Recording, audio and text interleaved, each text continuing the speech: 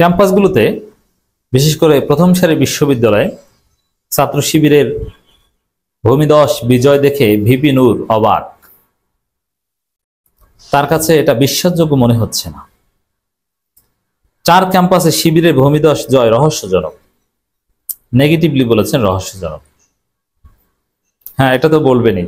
VP নূরের লজ্জা নাই, তার ব্যথা কমে গেছে। পটুয়াখালীতে বিএনপি কর্তৃক যে মাইর খেয়েছেন ভিপি নূর এবং ভিপি নূরের দল, তার অফিসের চেয়ার টেবিল টুবিল, অফিসের টিন টুন যেসব ভেঙে ফেলেছিল, এগুলো মনে হয় বিএনপি সব জোড়া লাগিয়ে দিয়েছে, নতুন চেয়ার কিনে দিয়েছে।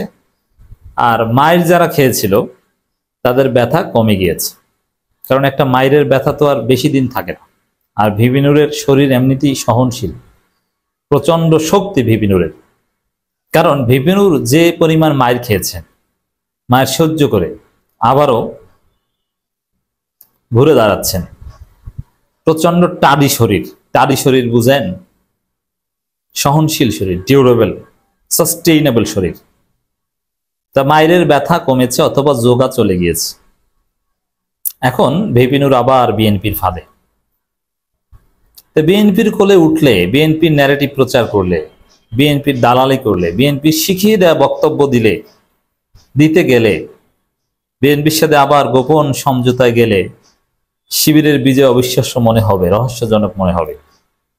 আর জনগণের কাতারে থাকলে এটা একদম সিম্পল মনে হবে যে জনগণ, সাধারণ শিক্ষার্থীরা চেয়েছে যেখানে ছাত্রদল রাজনীতি করে, গুন্ডামের রাজনীতি, ইফটিজিং এর রাজনীতি, নারী নির্যাতনের রাজনীতি, চুরির রাজনীতি, ধর্ষণের রাজনীতি করে, সেখানে শিবির ওয়েলফেয়ারের রাজনীতি করে, শিক্ষার্থী বান্ধব রাজনীতি করে, সেখানে শিবির জিতবে। এটা রহস্যজনক মানে? এটা ভেরি সিম্পল। বাংলাদেশে ছাত্র দলের কোনো রাজনীতি আছে?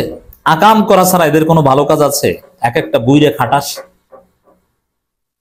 এক এক ছাত্র আচার আচরণ, হাঁটা চলা নারীদের মতো, কোনো স্মার্টনেস নাই। এদেরকে ভোট দিবে কেন?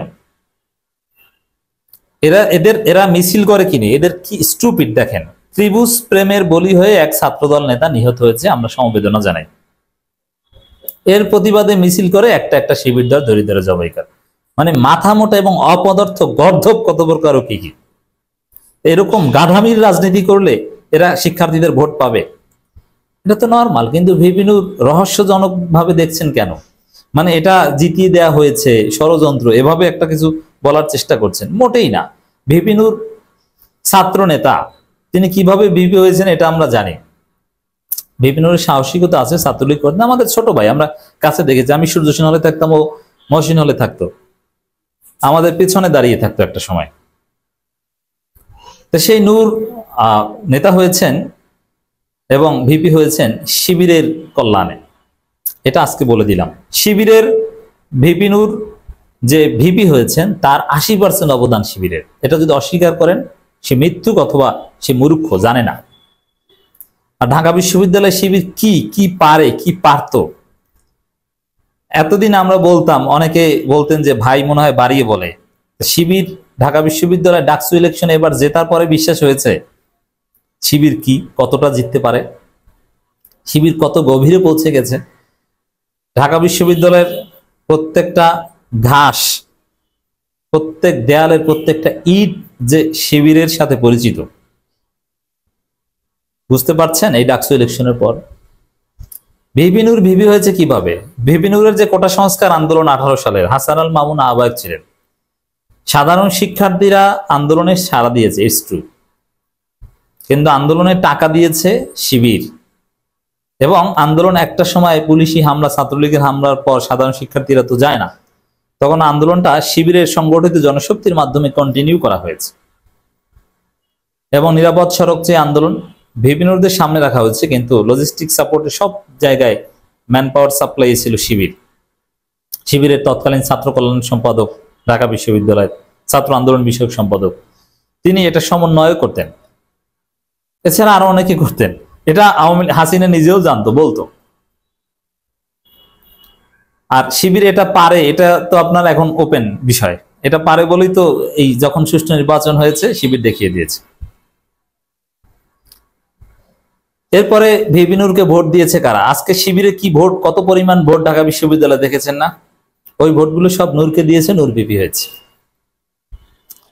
এরপরে ভিপি হওয়ার পরে নূরের রাজনীতিতে উত্থান, ভিপি হিসাবে শিবির ভিপি বানিয়েছে, শিবিরের ক্যান্ডিডেট ছিল ভিপি নূর, শিবিরের ভোটে নূর ভিপি হয়েছে। এরপরে রাজনীতিতে ভিপি নূরের উত্থান কিভাবে? রাজনীতিতে ভিপি নূরের উত্থান সোশ্যাল মিডিয়ার মাধ্যমে। ভিপি নূর ফেসবুকে প্রচুর জনপ্রিয় ছিলেন, তুমুল জনপ্রিয় ছিলেন। এই জনপ্রিয়তার ভিত্তি ছিল জামাত শিবির। আমি চ্যালেঞ্জ দিয়ে বলছি, আমি যা বলি জেনে বলি।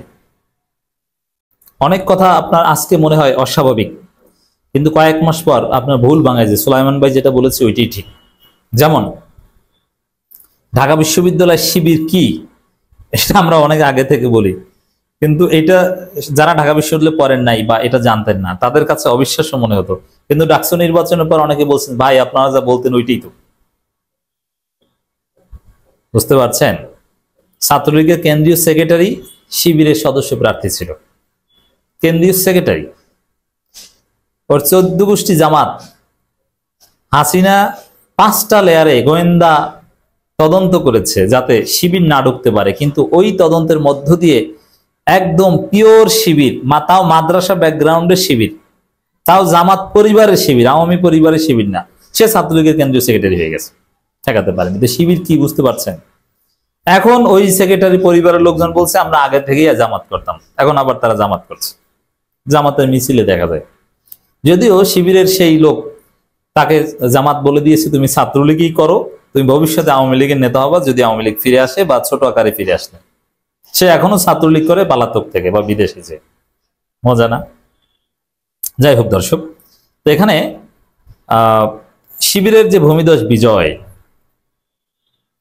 এটা রহস্যজনক মনে হওয়াটা বিএনপির ফাঁদে পড়ার আলামত। এবং একই দিনে জাতীয় নির্বাচন এবং গণভোট চায়, এর মানে বিএনপির দালালি করছে। মাইরের ব্যথা কমে গেছে, এখন আবার বিএনপির কাছে গেছে, 2টা সিট চায়। এই যে ভিপি নূর হচ্ছে বাংলাদেশের এরশাদ। মজলুম অবস্থায় আমরা তার পক্ষে থাকি, ইলিয়াস অনেক ছাড় দিয়েছে তাকে, কিন্তু এরশাদের চরিত্র বিএনপির ফাঁদে পা দিয়েছে আবার। এই জন্যে দেখেন বাংলাদেশে যারা বাটপারি রাজনীতি করে সততা বাদ দিয়ে, এদের ভবিষ্যৎ নেই। ভিপি নূর হচ্ছে এরশাদ, আর এনসিপির ছেলেরা হচ্ছে হাসানুল্লাহ কিনু, রাশেদ খান মেনন। এরা স্বতন্ত্র, এদের সুযোগ ছিল একটা স্বতন্ত্র রাজনীতি দাঁড় করানোর। তার চাইতে বরং এবি পার্টির লোকজনের মধ্যে একটা এথিক্স আছে এবং যোগ্যতা আছে। আগামী নির্বাচনে বোঝা যাবে যে ভিপি নূর কি ধরাটা খেয়েছে। ওদের দলের কেউ জিততে পারবে না, বিএনপির নমিনেশনেও কেউ জিততে পারবে না।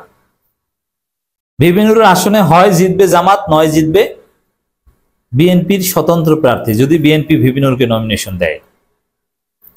শিবিরের বিজয়কে রহস্যজনক মনে হয়, বিএনপির কোলে উঠলে রহস্যজনক মনে হবে, আর জনগণের কাতারে থাকলে সিম্পল এবং অনিবার্য মনে হবে যে এটি তো স্বাভাবিক, এটাই তো হওয়ার কথা ছিল।